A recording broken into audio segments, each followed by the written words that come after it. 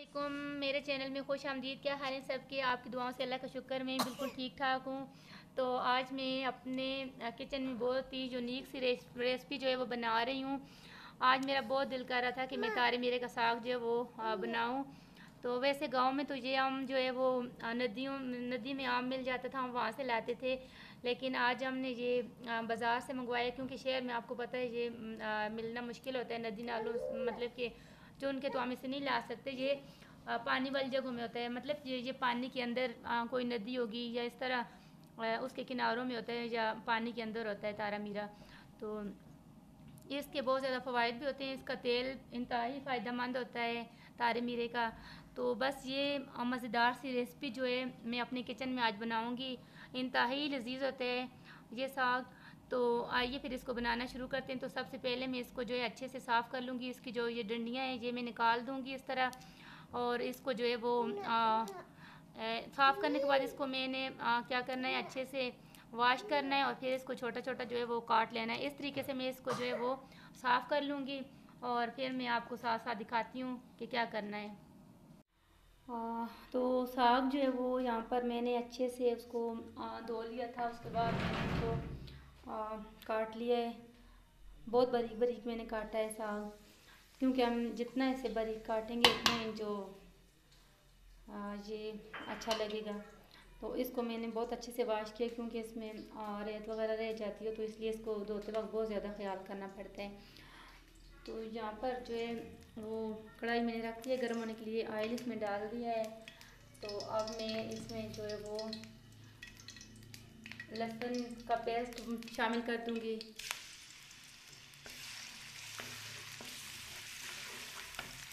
और लहसुन को जो है वो मैंने ब्राउन कर लेना है, गोल्डन ब्राउन।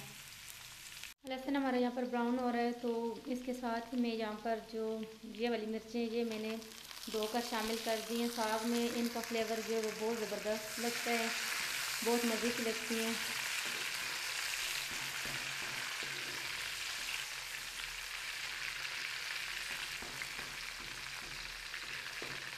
वैसे तो सारे सागों का ही अपना अपना फ्लेवर होता है, लेकिन तारा मीरा का एक अपना ही जायका होता है, बहुत ज़बरदस्त होता है, टेस्टी बनता है बहुत ज़्यादा। और सबसे बड़ी बात ये कि ये हेल्दी होता है, काफ़ी काफ़ी बीमारियों का इलाज जो है वो तारा मीरा से किया जाता है, इसके तेल से किया जाता है। तो बहुत ज़्यादा जो फ़ायदेमंद मिनरल्स हैं वो इसके अंदर, विटामिन्स मौजूद होते हैं जो हमारी सेहत के लिए बहुत ज़्यादा मुफीद होते हैं। अच्छा, तो यहाँ पर जो हमारा प्याज वो लहसुन है, सॉरी लहसुन हमारा यहाँ पर ब्राउन होना शुरू हो गया है। तो अब मैं इसमें जो टमाटर मैंने पहले से काट के रखे हुए हैं तो वो मैं इसमें ऐड कर लूँगी। टमाटर मैंने 2 से 3 अदद लिए हैं यहाँ पर। और कुछ मेरे पास जो छोटे टमाटर भी थे जो मैं अपने छोटे से गार्डन से तोड़ लेती हूँ, तो वो भी मैंने इसमें शामिल कर लिए हैं। काफ़ी धुआं उठता है। तो अब मैं यहाँ पर टमाटरों का जो पेस्ट है वो अच्छे से तैयार कर लूँगी। मसाला इसका जब अच्छे से तैयार हो जाएगा तो फिर मैं इसमें मसाला जार, अच्छा यहाँ पर मैं मसाला जार ऐड करना भूल गई। तो साग में कोई भी इसमें जो, क्योंकि अगर हम इसमें ज़्यादा उसका या वो गरम मसाले वगैरह ऐड कर लेते हैं तो साग का अपना फ्लेवर जो है वो गुम हो जाता है, वो सही नहीं रहता। तो इस वजह से हम साग में गरम मसाले कुछ इस तरह की चीज़ ऐड नहीं करी। जस्ट इसमें मैं शामिल करूँगी 1 टीस्पून नमक भर के डाल रही हूँ इसमें। और बाकी इसमें मैं जो चीज़ शामिल करूँगी वो मसाले वगैरह, इसमें मैं जो रंग वाले कलर वाले मसाले होते हैं वो भी शामिल नहीं करूँगी। बस इसमें जस्ट मैं ये साबुत मिर्ची शामिल की और इसके अलावा कुटी हुई लाल मिर्च में 1 चम्मच ये शामिल कर दूँगी। बस इसके अलावा मैं इसमें मसाला जार बिल्कुल भी शामिल नहीं करूँगी। तो बस हम इस मसाले को अच्छे से यहाँ पर जो है वो भून लेंगे। अच्छा, तो मसाला जो है वो बनकर तैयार हो गया। तो अब इसमें मैं साग पहले से अच्छी तरह से धुला हुआ साग जो है वो शामिल कर दूँगी।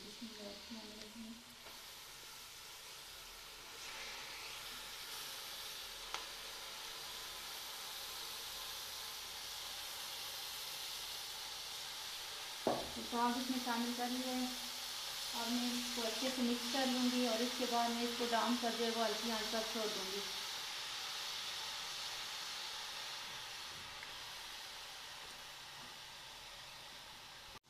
अच्छा, तो यहाँ पर जो है वो साग में बॉयल आना शुरू हो गया है। ये देखिए, मैंने इसमें बिल्कुल भी जो पानी है वो ऐड नहीं किया, ये साग का अपना पानी है।